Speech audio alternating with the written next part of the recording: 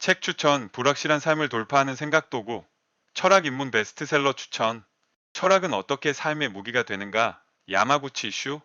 안녕하세요. 설군북스 설군입니다. 근본 철학은 어떻게 삶의 무기가 되는가는 꼭 읽어봐야 할 철학책으로 가장 많이 추천받았던 책입니다. 평소 철학을 어려워하는 철알못 설군에게, 철학책을 거의 읽지 않는 설군에게, 주변에 책 좀 읽는다 하시는 분들이 이 도서를 권해주셨습니다. 꽤 오랫동안 베스트셀러였을 뿐만 아니라 철학 초보자에게 입문서로 제격이라고 말이죠. 그 이야기를 듣고 구매했습니다. 그리고 책장 제일 잘 보이는 곳에 모셔놨어요. 이 책을 제대로 독파해서 나도 철학을 내 삶의 무기로 만들어 보겠다 결심하면서. 그런데 그 결심을 한 지도 어느덧 2년이 다 되어갑니다. 책장 제일 잘 보이는 곳에 자리했지만 솔직히 손이 가질 않았습니다. 눈에 띌 때마다 애써 외면해왔다고나 할까요? 설구는 그만큼 철학을 두려워합니다. 그럼에도 독서 모임 지정도서라서 어쩔 수 없이 집어들게 됐습니다.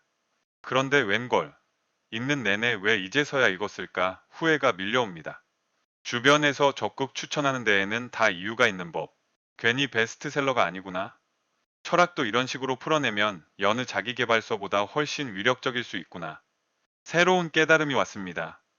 이 책은 다른 철학 입문서와의 강력한 차이점이 있어요.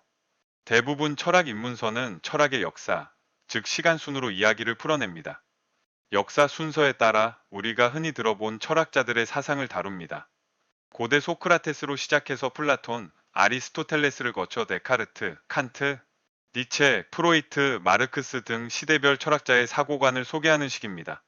참으로 전형적 방식이라 할 수 있어요. 반면에 이 책은 콘셉트를 축으로 철학을 이야기합니다. 고대 철학자부터 줄줄이 나열하는 것이 아니라 다음에 네 가지로 묶어 철학을 설명합니다.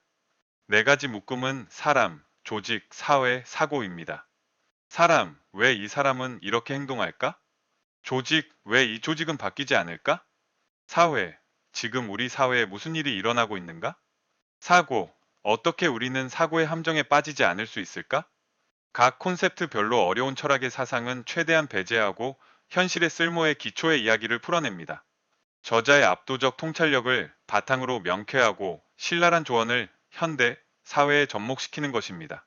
철학 입문서임에도 마치 어디에도 없는 고퀄리티 자기계발서를 읽고 있는 듯했습니다. 이것이 여타 철학 입문서와 다른 차이점이자 이 도서만의 매력이라 할 수 있겠네요. 사람, 조직, 사회, 사고 네 가지 핵심 콘텐츠 축 중에서 설군에게 가장 인상적인 파트는 사람 파트였습니다. 철학자들이 풀어내는 사람의 본질을 접하며 밑줄과 메모를 쏟아냈습니다. 그리고 그 중에서도 설군이 가장 곱씹으며 사색해봤던 철학적 개념이 있어요. 우리에게 잘 알려진 페르소나라는 개념입니다. 페르소나는 철학자 카를 구스타프 융이 언급했습니다. 우리는 종종 상황이나 주변과의 관계를 위해 인격을 달리 포장해야 할 때가 있는데, 융은 외부와 접촉하는 외적 인격을 페르소나라는 개념으로 설명습니다. 즉, 실제 자신의 모습을 보호하기 위해 만들어낸 가면이 페르소나라는 것입니다. 사람의 인격은 실제로 다면적이어서 우리는 실제로 어떤 장소에서 걸치고 있던 페르소나를 다른 장소에서는 또 다른 페르소나로 바꿨으면서 어떻게든 인격의 균형을 유지해 살아간다. 책은 우리의 인격 중 어디까지가 가면이고 어디까지가 얼굴인가 하는 물음을 던집니다. 누구나 그렇듯 설군 또한 다면적 페르소나를 가지고 있습니다.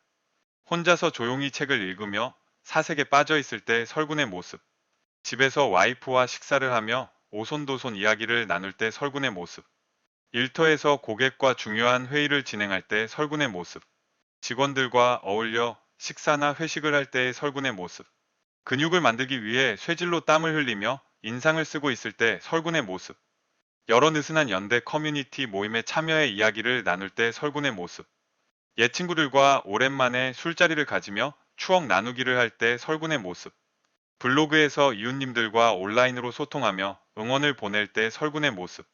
곰곰이 생각해봐도 어디까지가 가면이고 어디까지가 얼굴인가 하는 물음에 정확하게 답을 하지 못하겠네요. 상황에 맞게 다양한 입장과 역할을 갖고 있는데 돌아보면 모두 한결같지 않습니다. 누구랑 있으냐, 무엇을 하느냐에 따라 조용하거나 시끄럽습니다.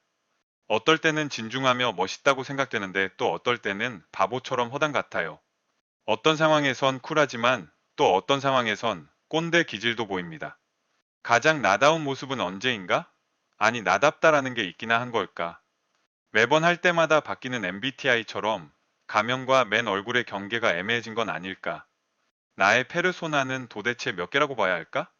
과연 페르소나를 모두 벗었을 때 드러나는 나의 진짜 민낯은 어떤 모습일까?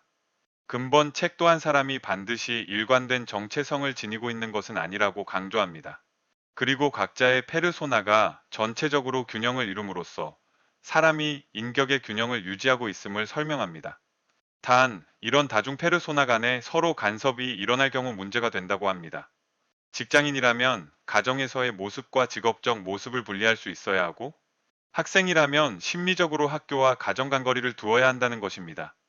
이처럼 페르소나의 건강한 거리감과 균형이 중요한데, 그 간격을 유지하지 못하면 스트레스가 수치가 높은 페르소나로부터 차츰 도망치게 되어 자기 정체성에 심각한 왜곡을 불러오게 된다고 합니다.